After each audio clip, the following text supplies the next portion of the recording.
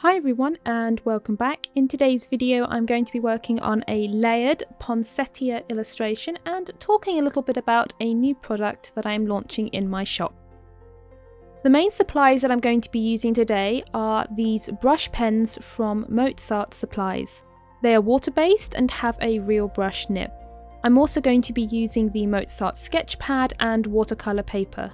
This video is not sponsored, but I have reviewed supplies from Mozart in the past and they actually sent me these supplies back in the summer. It was during a break I was taking from YouTube and so I never used them in a video. Mozart doesn't know that I'm making this video today, but I have been using these pens a lot recently and I thought that they'd be perfect for the project today, so I'm going to be using them. However, I did want to let you know that they were sent to me. My plan for this illustration is to create a layered design. I wanted to combine elements of scrapbooking and card making with an illustration. I'm starting out with the sketch pad and I'm about halfway through the pad. I really like it and I've been using it all the time to sketch out different projects.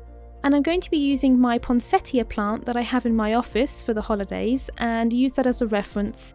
I'm going to use the sketch paper to sketch out the leaves, to do a rough thumbnail, to test out some colours and to basically get a feel for the plant that I'm drawing and to make some rough sketches.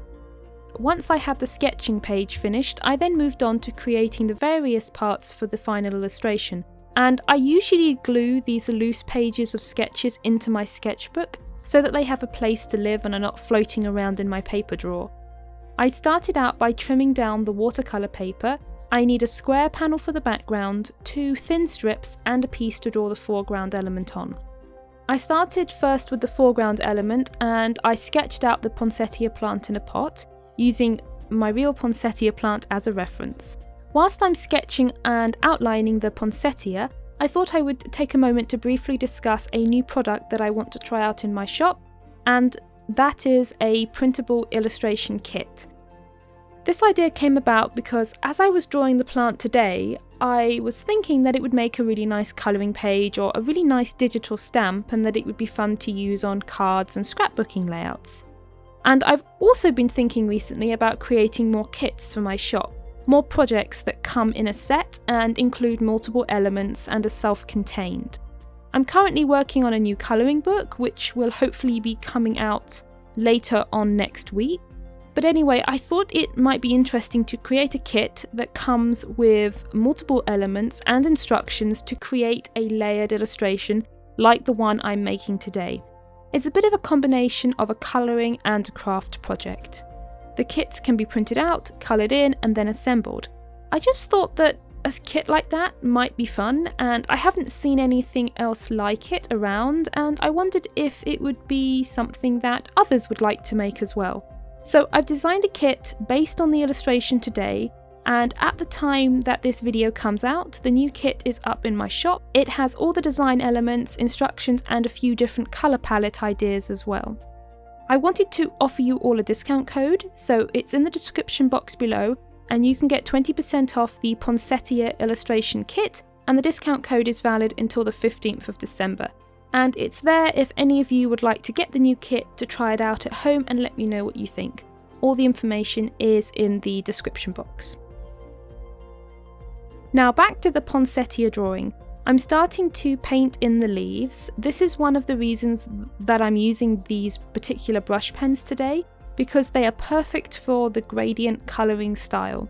I can create a gradient from dark to light in just one layer. So for the leaves, I'm outlining the shape of the leaf and basically following along the black lines. And I did use a waterproof pen earlier when I outlined the Poinsettia, so the lines are not going to bleed. I can then go in with my water brush and just blend the dark lines out into the middle and create a gradient. I am wiping my brush off on a paper towel in between each stroke so I don't end up with too much colour on the brush. And if there's a point where I add too much water to any part of the painting and I lose the gradient effect, I can just dab off the excess ink with a paper towel. That's pretty much the way that I'm colouring the entire Poinsettia. It's a simple technique but it's effective. When I started adding in the green, I was working all over the place, so I'm not placing the green down next to a red leaf that's still wet, otherwise the colours will blend together and it will all become muddy very quickly. so it's important to let one area dry before working in a different colour next to it, so I'm hopping all over the illustration as I'm working. Some of you might remember these brush pens from a review that I did a year or so back. In case you're wondering, these newer Mozart brush pens are just as nice and as vibrant as the original set I reviewed.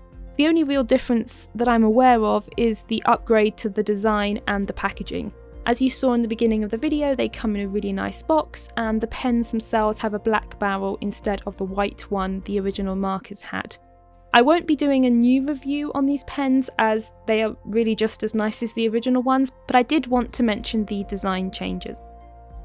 I'm now working on the pot base, and I needed to use a little bit more water to get the colours to blend here as it was a larger area. I can always layer up the pens if I need to, and I can also add ink directly onto the wet paper as well if I need to add more colour or to bulk up the shadows. The last step was to add a couple of highlights with the Posca paint pen, and then the Poinsettia was finished. Next I worked on the background and the strips. So I started out by taping down all my pieces of paper to a couple of boards with masking tape. I wanted to have a white border around each piece at the end, so taping everything down with masking tape will give me that white border when I'm finished. Then I started to draw on the simple patterns that I'm using today. The square just has a linear pattern. I used a ruler to create the lines. I didn't measure any of them out, I just roughly eyed it up and tried to make them all fairly even, but I do like it when things are not completely even, so I didn't want to measure everything out exactly. One of the strips had a circle pattern, and I just drew circles of various sizes, some going off the edge of the paper, and for the last strip I decided on another simple triangle based pattern. After sketching, I then outlined everything with a waterproof fine liner, and I'm using the Copic one today. Then I coloured everything in, beginning with the background and using a dark brown. The colours were a harder choice for me today, as generally I don't use red and green together very much. It's not a colour combo that I really like, and I wanted the colours in the background to help the Poinsettia stand out, but also to be colours that would all go nicely together in a colour palette. Another limitation here was that the set of brush pens I was using only had 20 colours to work with, and that's not as much as it sounds when you're trying to pick a colour palette. So I decided to go with a vintage themed collection of colours, a brown for the background, a grey for the triangle strip, and then a blue for the circle strip. And the blue really helped to balance out all the other colours and stop the project from looking too muddy. It just lifted everything a little bit. I'm colouring everything the same way I coloured the Poinsettia, laid down a layer of colour and then used the water brush to blend the lines out and to create gradients. Once I had all the separate pieces ready and had cut out the Poinsettia plant, I was then ready to assemble the illustration. I started out by attaching the background panel to a piece of thicker cardboard. I like doing this to layered illustrations as it makes the whole thing more sturdy, and that's really useful if you end up adding extra heavier elements like buttons or wooden shapes to a layered piece like this. Then I arranged the strips, moving things about a bit to see what looked best. I ended up going with more of the blue strip showing through and the Poinsettia resting on the grey strip. I found that the Poinsettia needed to rest on one of the strips as it helped to anchor the element to the background. All the papers I attached with double-sided tape, and then I used 3D foam squares to attach the Poinsettia, as the 3D foam squares raised the Poinsettia up a little bit off the background and just gave it a little bit of added dimension. This last step is of course optional, and I've included drawn versions of these elements in the kit, but I do like adding mixed media to my pieces, and I have a pack of these wooden buttons and I thought they fitted with the vintage theme really well. So I glued 3 of those onto the illustration, and I also added a little chipboard star to the corner as well. If you'd like to try out the kit that's based on this illustration, you can find it in the description box below, and I hope you enjoyed the video today. I'm going to do more of these projects in the future, and I also have some other craft projects coming up soon as well. I also want to be doing more with patterns on this channel moving forward, so a lot of the projects in the future will have patterns and pattern design incorporated, as it's something that I really enjoy doing and I want to include more of it in the projects that I do on the channel. Thank you to Mozart Supplies for sending me these supplies to use. As always, leave any questions in the description box below. Thank you for watching and have a creative day.